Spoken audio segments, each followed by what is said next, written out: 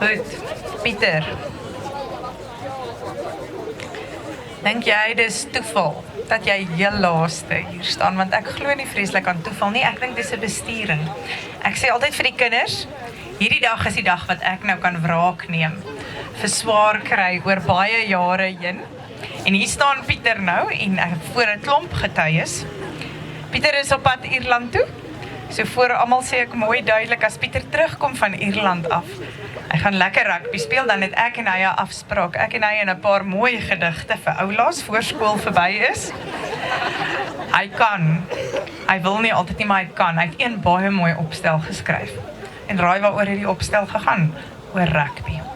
Want Pieter is regtig passievol oor rugby. Hy's nie net passievol oor rugby nie, hy's passievol oor jag. Hy's passievol oor die veld.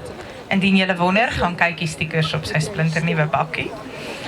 En die laaste ding wat ek oor Pieter wil sê is, hy het 'n oog vir 'n mooi meisie. En vanaand is geen uitsondering nie.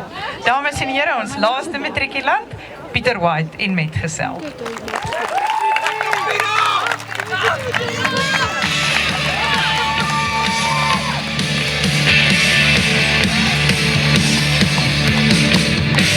Well, I've been watching